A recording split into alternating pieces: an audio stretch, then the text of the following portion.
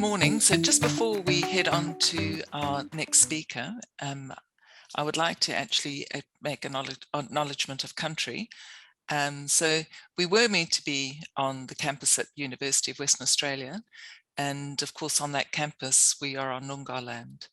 And the Noongar people remain the spiritual and cultural custodians of the land and continue to practice their values, languages, beliefs, and knowledge. So it's a bit strange. We're in the cloud today, but we still want to acknowledge country. So moving on from there, I would like to introduce I-Lyn Loo, and she is from DPIRD, and she's the manager of primary industries trade. So I-Lyn Loo is going to give us an overview of our fantastic increase in export trade. So over to you. Thank you, Liz. Thank you for that introduction. So as Liz has mentioned, my name is I-Lyn Loo, and I am the WA Agri-Food Export Lead in the Department of Primary Industries and Regional Development. I will now share my screen. I just want to say thank you to Paul McKenzie and Liz Barber for giving me the opportunity to speak today. And I also want to acknowledge, Liz, your tenacity and resilience and innovation and turning this into a virtual conference during these very unique times we all live in. And at such short notice, you've all worked hard to ensure that we don't miss out on hearing, from all these exciting research projects across these 2 days. So I'm really looking forward to it. So I'm going to start by giving an overview of my presentation. So there are 4 parts to it. I would really like to give an introduction to the team that I lead, the Primary Industries Trade Team in DPIRD. We call them the Department of Primary Industries and Regional Development. Then I will highlight some interesting trends in honeybee product exports from Australia, by focusing more on Western Australia. And then moving on to the opportunities that I can see in honeybee product exports. Then finally, I'll end with information and support that we, the government, federal and state, provide for exporters. Next slide. All right, so my team has 4 key strategic objectives. Our first one is a focus on market access and trade policy. So this includes a lot of liaison with the federal government in terms of free trade agreements, technical market access.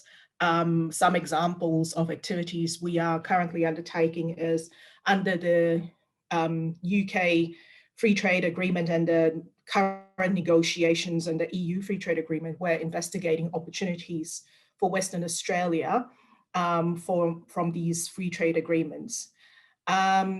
We also have a strategic objective of engaging with the markets. Traditionally, this includes trade missions, exhibitions, overseas promotions, delegations into WA, out into the different markets of different key markets. But as we all are experiencing today, when COVID hit, we had to turn that very quickly into virtual programs. But we have had very exciting exciting outcomes commercially, even through virtual business matching program, most recently with Indonesia. Now, the third area of our strategic focus would be export capability building. So a lot of our agri-food exporters in WA particularly are small. Very few of them are medium, so they're very small businesses. So we provide market and business intelligence to build their capability to compete in international and domestic markets. Our fourth area would be strategic export programs. So we've recently received $3 million from the state government, which will be matched by the wine industry for the Wine Export Group Partnership. We administer grant funding, and of course, supporting our exporters in transitioning the supply chain supporting our exporters in supply chain disruptions, freight assistance, and supply chain transitions, given the disruption that COVID has caused to our supply chains, particularly our air freight. So the second part of my talk is to highlight the export trends. Now, this chart shows the total honeybee products exported from Australia from 2014-15 to 2019-20. So we tend to give statistics in financial years. This data comes from the Australian Bureau of Statistics. So as we can see, the latest statistics in 2019-20, Australia exported more than $60 million worth of honeybee products, most of them, not surprisingly, as honey, but we also export bee wax and live bees as well. Out of that, 13.5 comes from WA, also mainly honey. Now moving on to the WA export trends. The top destinations for Western Australian honey, just focusing on the honey, is China, Mauritius, Singapore, Japan, and Malaysia. What was most interesting and exciting for me as the manager of primary industry trade was that the latest figures in 1920 actually shows more than a doubling of our products exported from Western Australia. So before I move on to the third part of my presentation to highlight the opportunities, I just want to say that, you know, this increase, it's definitely due to the hard work that, you know, your researchers are doing. I just want to commend that all the work that you're doing as part of the Honeybee Product CRC. Australian honey is very well regarded, particularly in the Asian market, and there is no doubt your research and work over all these years have contributed to the strong reputation of Australian honey in these regions, and we can see that the fruit of your labor, if you like, in these export statistics. Now, next slide.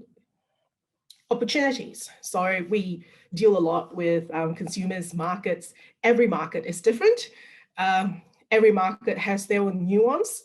But what I'm generally seeing is from the consumer perception and sentiment side of things, there are three key areas I believe the honeybee product industry can tap into. The first one is, of course, the increasing consumer focus on nutrition.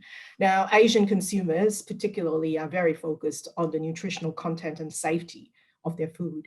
I mean, of course, taste and price are also a factor, but with the COVID-19 pandemic, there has been a consistent increased focus on nutrition consistently across most Asian markets that we see. And honey is well regarded in the Asian markets for its nutritional value. I think there are opportunities to also educate the consumers on what the different nutritional content of honey is. There's all these labels on MGO, TA, UMF. I think consumers need to have an easy, robust way to identify the nutritional content and to determine if they're willing to pay for that honey. Now, the second part of it would be the opportunity for the industry to utilize innovative scientific techniques and technology to assure consumers of the product's authenticity and provenance. We'll need to continue to build the trust in our consumers in the authenticity and also the provenance of our honey. Before the pandemic hit, many of you probably know about the popularity of Daigous, which saw consumers willing to pay a lot of money for products to ensure that they actually originate from Australia. So it demonstrates the need to, you know, for consumers to be assured of the authenticity and provenance of the products that they purchase. Now, the third part is the building the story to support the premium prices. So that little chart you see to the bottom right of the slide shows the average price per kilo over the past 6 years of Australian honey in yellow, and in green, that's the Western Australian honey. And we could see a very sharp increase between 2018-19 and 19-20. So the stories that all of you contribute to is definitely working. So DPIT has commissioned research on consumer insights and thoughts into what sustainability means and whether they're willing to pay for sustainability. What our preliminary finding has showed that sustainability is just part of the story to justify the premium price. The story needs to include, clean and green, which is linked to food safety credentials, provenance, traceability, and in, other cases of other sectors, animal welfare. Whereas it's also seeing that consumers want to know the stories of how their food is produced and how where it comes from. So the next group of opportunities I want to touch on is what we in the trade world call entry channels. Now, with the COVID-19 pandemic, we're starting to see consumers utilizing e-commerce platforms a lot more. So the statistics you see on the screen right now is from Austrade. So they've just focused on China, for example. So China is our biggest honey export market. So China has almost 1 billion netizens, and 40%, and they actually carry out 40% of the e-commerce transactions globally. And never mind that, due to COVID, there was an increase year on year by 28%. So this is comparing the data between January to April this year compared to January and April of last year. So they've shown a 28% increase. And online sales this year from January to March was primarily food, 31%, or the transactions, 31% of the transactions were primarily food, with online groceries market expected to double to about Australian dollars 160 billion by 2023. Now, these are really interesting statistics, and with honey as and other honeybee products as shelf-stable products, e-commerce would be one of the major opportunities that the industry should be tapping into. Now, the third area I want to highlight in terms of opportunities would be the different markets. Now, again, this information came from Austrade. Austrade has, I guess, developed criteria to analyze the different markets and the opportunities they provide for the industry. Now, this is not specific to Western Australia because the Austrade, it is for Australian honey. So their export website has identified China, Fiji, Vietnam, US, and the Philippines as key market opportunities for Australian honey. Now, if you go to the website, you would see this market overview to highlight why they have picked these markets. And I encourage you to have a look because Austrade websites have a lot of market insights and support program for Australian exporters. So this is a good segue into my final area of my talk. I just wanted to highlight the resources that are available in supporting our exporters in this ever-changing world. Austrade, like I said, their website has great market insights, has got great support programs.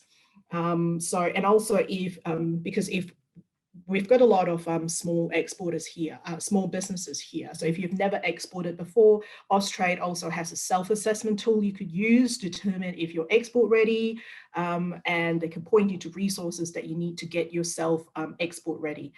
Just want to say that, drop me a line if you want to be pointed to the right resources, whether it's market insights or export services, just let me know. And the WA government, we also have our own overseas networks in the UK, EU, in China, India, Indonesia, Japan, Gulf, Singapore, South Korea, pretty much, almost the whole world.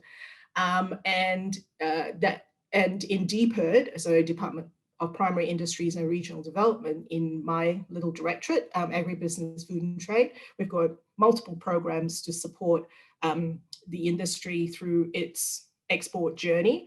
And all these programs are generally advertised in the WA Export e-News, So if I could put a little plug in there, if you want to subscribe, you want to know what's happening or what kind of support programs we have, please go to that little link there or drop me a line.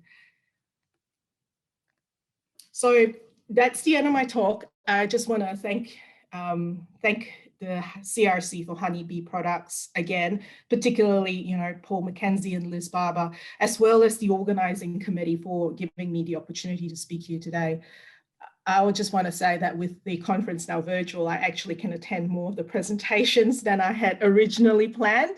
And I'm very excited to hear some of your the findings from your project. So I might be in and out, so hope to see you there.